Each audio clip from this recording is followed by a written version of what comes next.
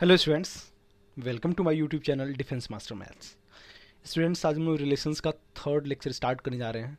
I hope आपको पिछले के दो वीडियोज़ हैं रिलेशंस के, उसके क्वेश्चंस आपको अच्छे लगे होंगे और समझ में भी आया होगा। तो अगर अच्छा लगा होगा तो please like share and subscribe करना मत भूलिए। जितना हो सके उतना अपने फ्रेंड्स के साथ शेयर करिए स्टूडेंट्स, ठीक है। फिर मूव करते हैं आज हम लोग रिलेशंस का थर्ड लेक्चर, ठीक है। फर्स्ट क्वेश्चन देखिए, बोले let R be a relation on a set A such that R equal to R inverse then R is, ठीक है। तो मान लिया कि ए कमा बी, ठीक है, दो एलिमेंट्स हैं जो रिलेशन आर में बिलोंग कर रहे हैं, ठीक। तो जैसे बताइएगा, अगर ए कमा बी बिलोंग्स टू आर है तो क्या मैं ये बोल सकता हूँ कि बी कमा ए क्या होगा, बिलोंग्स टू आर इनवर्स होगा कि नहीं, ठीक है। तो R equal to R inverse दे रखा है, इसका मतलब यहाँ से क्या हो जाएगा बेटा, R equal to R inverse हो जाएगा कि नहीं। और ए कमा बी और बी कमा ए यहाँ पे एग्जिस्ट कर रहा है, इसका मतलब क्या हो जाएगा रिलेशन आपका, आर क्या हो जाएगा, symmetric.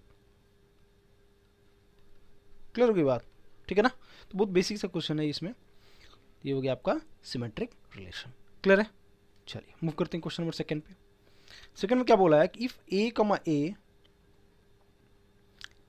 B a relation on set A then R is, ठीक है। अब जरा बताइएगा, अगर ए कमा ए किसी रिलेशन रिप्रेजेंट कर रहा है किसी सेट ए में, तो बोला कि देन आर इज, आर तो पता है कि आपको क्या होगा, सिमेट्रिक होगा और क्या होगा, एंटी सिमेट्रिक होगा, होगा ना। क्योंकि सिमेट्रिक भी होगा तो सिमेट्रिक मतलब ए कमा ए है तो ए कमा ए लाई कर बिलोंग कर रहा है, ठीक है। और एंटी सिमेट्रिक का मतलब क्या होगा, ए कमा ए है तो ए कमा ए ही होगा, ठीक। क्लियर होगी बात। तो ये हो गया आपका सिमेट्रिक एंड एंटी सिमेट्रिक। तो इसका आंसर क्या हो जाएगा बेटा, सी पार्ट। क्लियर है सभी को, ठीक है। मूव करते हैं क्वेश्चन नंबर थर्ड। बेटा इसमें एक्चुअली थोड़ा बहुत थियोरेटिकल भी है, तो थियोरेटिकल आपको थोड़ा बहुत याद भी करना पड़ेगा, ठीक। थर्ड क्वेश्चन देखिए क्या है, the relation is subset of in a power set P A of a set A is.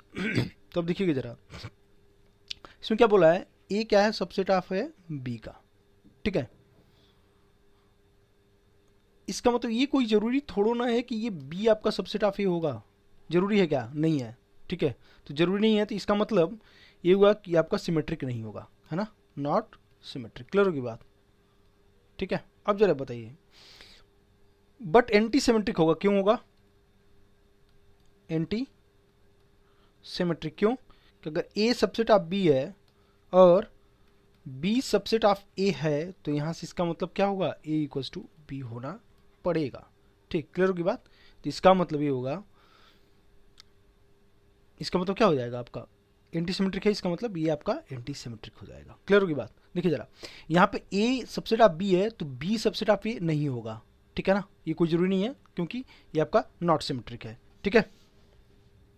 But अगर ए सबसेट ऑफ बी है और बी सबसेट ऑफ ए है तो ए और बी क्या होंगे, दोनों आपस में इक्वल होंगे, तो उस केस में क्या हो जाएगा आपका, एंटी सिमेट्रिक हो जाएगा। इसमें बोला है ना रिलेशन क्या है, सबसेट है, ठीक है, पावर सेट का, तो इसका मतलब क्या हो जाएगा आपका, ये एंटी सिमेट्रिक होगा। क्लियर होगी बात। चलिए मूव करते हैं क्वेश्चन नंबर फोर पे।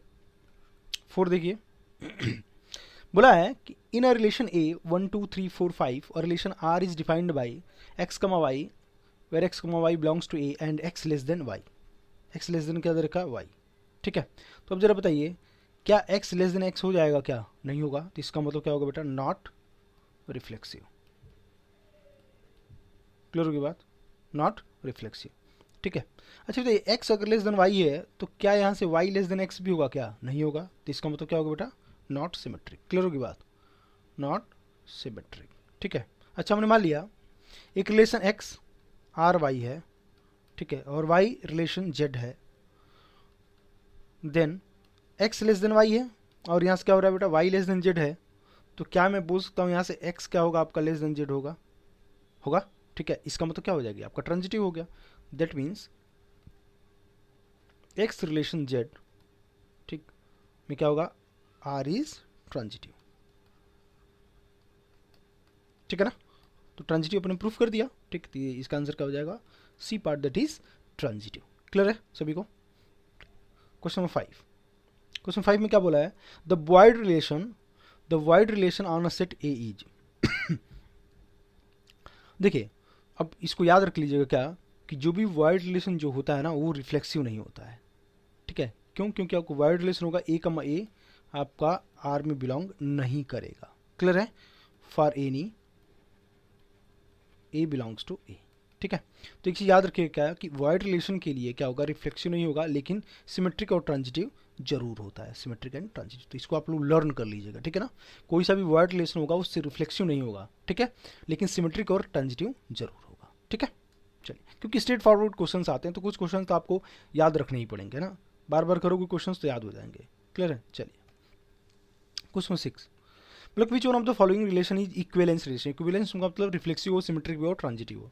ठीक है, अब जरा देखिएगा यहाँ पे ए पार्ट लेके चेक करते हैं। A part, mod A equals to mod B, है ना, mod A equals to mod of B. तो mod A equals to mod of B का मतलब mod of A equals to mod of A भी मैं लिखता हूँ कि नहीं। ठीक है, इसका मतलब क्या होगा आपका, रिफ्लेक्सिव हो गया। ठीक है, तो mod of A equals to mod of B है, तो यहाँ से मैं बोल सकता हूँ mod of B equals to mod of A. ठीक, सिमेट्रिक हो गया। ट्रांजिटिव क्या, mod of A equals to mod of B है and mod of B equals to mod of C है, तो क्या मैं बोल सकता हूँ यहाँ से mod of A equals to mod of C. Clear होगी बात, इसका मतलब क्या होगा आपका, ट्रांजिटिव होगा। ठीक है, ट्रांजिटिव होगी, इसका मतलब क्या होगा, इक्विवेलेंस हो गया। क्लियर होगी बात, तो फर्स्ट ऑप्शन ऐसे ही दिख रहा है। ये वाला नहीं हो सकता है ना, ग्रेटर देन वाले में तो नहीं हो सकता, लेस देन वाले में भी नहीं होगा, चेक कर लीजिएगा आप लोग। ठीक है, और डिवाइड वाले में तो बिल्कुल ही नहीं होगा, आप थोड़ा बहुत दिमाग लगाएंगे तो पता चल जाएगा। ठीक है, तो यहाँ से एक क्वांटिटी मैंने देखा कि अगर मॉडुलस की क्वांटिटी में अगर इक्वल है तो ऑब्वियसली क्या होगा आपका, सिमेट्रिक होगा, ट्रांजिटिव होगा और रिफ्लेक्सिव भी होगा। क्लियर होगी बात। चलिए मूव करते क्वेश्चन नंबर 7 में। क्वेश्चन 7 में क्या बोला है, if R is equivalence relation on set A then R inverse. ठीक है, अगर आर क्या है, इक्विवेलेंस रिलेशन है। ठीक है, तो then R inverse is also equivalence. Clear होगी बात। ठीक है ना, तो आर इनवर्स भी क्या होगा आपका, इक्विवेलेंस होगा। इसको ध्यान रखिएगा और याद भी रखिएगा। स्ट्रेट फॉरवर्ड क्वेश्चंस पूछते हैं बेटा, तो आप थोड़ा बहुत लर्न करने की भी कोशिश करिए कि ये चीज़ें आप पेपर पे भी एक अलग से नोट करके रख सकते हो, ताकि आपको जब भी आप रिवाइज करो तो आपको ये चीज़ें दिख जाए तो आपको हमेशा याद रहे। ठीक है स्टूडेंट्स, क्वेश्चन नंबर 8। क्वेश्चन 8 देखिए, आसान है। क्वेश्चन 8 बोला, R is the relation 11, 12, 13 to 8, 10, 12 defined by y equals to x minus 3, y equals to x minus 3। ठीक है, तो यहाँ से मैं बोल सकता हूँ क्या, x minus y equals to हो जाएगा 3। ठीक है, इसलिए रिलेशन क्या हो जाएगा आपका, 11, 8 हुआ कि नहीं, और क्या होगा बेटा 13, 10 हुआ कि नहीं। ठीक है, एक्स कितना होगा 13, और तो कोई एलिमेंट होगा नहीं ना, तो आर इनवर्स किसके बराबर हो जाएगा, आर इनवर्स किसके बराबर हो जाएगा, 8, 11 और अगला 10, 13। क्लियर होगी बात। ठीक है ना, आप चेक कर सकते हो ना, यहाँ पे देखो, यहाँ पे जो वैल्यू पूछा है ना, रिलेशन फॉर ए एक्स का हो गया, ये आपका वाई का हो गया। आप चेक करना है एक्स माइनस वाई कितना होना चाहिए आपका, 3 होना चाहिए। तो एक्स में से 11 लिया और वाई में से 8 लिया, तो भी तो 3 आएगा। ठीक, और 13 और 10, उसके अलावा और किसी में से 3 नहीं आ सकता ना। ठीक है, तो 2 ही तो बने, तो इसका आर इनवर्स क्या हो जाएगा, रेंज और डोमेन आपस में एक्सचेंज हो जाएंगे। तो 8, 11 एंड 10, 13 ये हो गया आपका ऑप्शन ए पार्ट। क्लियर होगी बात। ठीक है, क्वेश्चन नंबर 9। क्वेश्चन 9 क्या बोला है कि let R be a reflexive relation on a finite set A having n elements and let there be m ordered pair in R, then. तो इसके लिए जो मैंडेटरी कंडीशन होता है बेटा, वो क्या होता है आपका, m greater than or equals to n. ठीक है, ये आपको लर्न करना पड़ेगा। एम क्या होता है बेटा, greater than or equals to n.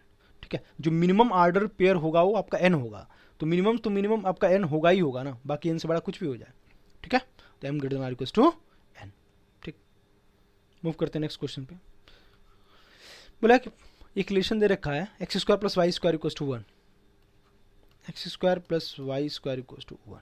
ठीक है, क्या ये रिफ्लेक्सिव हो सकता है, रिफ्लेक्सिव तो नहीं होगा ना, A square plus C square equals to 1 नहीं होगा। ठीक है, रिफ्लेक्सिव नहीं होगा, नॉट रिफ्लेक्सिव, लेकिन सिमेट्रिक हो जाएगा। Y square plus x square equals to x square plus y square लिखता हूँ कि नहीं, ठीक है, दैट इक्वल्स टू 1 लिखता हूँ कि नहीं। ठीक है, तो इसका मतलब क्या हो जाएगा आपका, ये सिमेट्रिक हो जाएगा। ट्रांजिटिव तो हो नहीं सकता, x square plus y square 1 और y square plus z square equals to 1, तो मैं बोल सकता हूँ x square plus z square equals to 1 हो सकता है क्या, नहीं हो सकता है। ठीक है, तो इसका मतलब ये आपका ट्रांजिटिव नहीं होगा, न तो रिफ्लेक्सिव होगा, तो क्या होगा आपका, ये सिमेट्रिक होगा। क्लियर होगी बात। ठीक है, ठीक है स्टूडेंट्स, तो कुछ क्वेश्चंस इसमें ऐसे थे जो कि आपको स्ट्रेट फॉरवर्ड याद रखने हैं। तो ठीक है, तो जब भी आप वीडियो देखिए, जो चीज़ आपको नहीं लगे उसको आप एक पेज पर नोट कर लीजिए और उसको रिवीजन सीट में डाल दीजिए। ठीक है ना, जब भी आप रिवाइज करोगे तो वो चीज़ें सामने रहेंगी, तो क्वेश्चन जैसे ही आपको पेपर में दिखेगा, ठीक है ना, तो आप उसे आराम से स्ट्राइक कर जाएगा दिमाग पे कि ये वाला क्वेश्चन का आंसर ये था। ठीक है स्टूडेंट्स, तो आज के क्वेश्चन थोड़े बहुत आसान भी थे। ठीक है, तो अगर आपको वीडियो अच्छा लगा होगा तो please like share and subscribe करना मत भूलिए, जितना हो सके उतना शेयर करिए, और टेलीग्राम चैनल पे जुड़ जाइए, वहाँ पे आपको क्विजेज़ मिलते रहेंगे। ठीक है, क्विज सॉल्व करिए और अपने प्रैक्टिस को और बढ़ाइए, एक्यूरेसी और बढ़ाइए। ठीक है स्टूडेंट्स, तो यूट्यूब पे मैं आपको फ्री क्लास प्रोवाइड कर रहा हूँ, इससे अच्छी बात क्या हो सकती है। जितना हो सके उतना आप सपोर्ट करिए। ठीक है, तो मिलते हैं नेक्स्ट वीडियो में।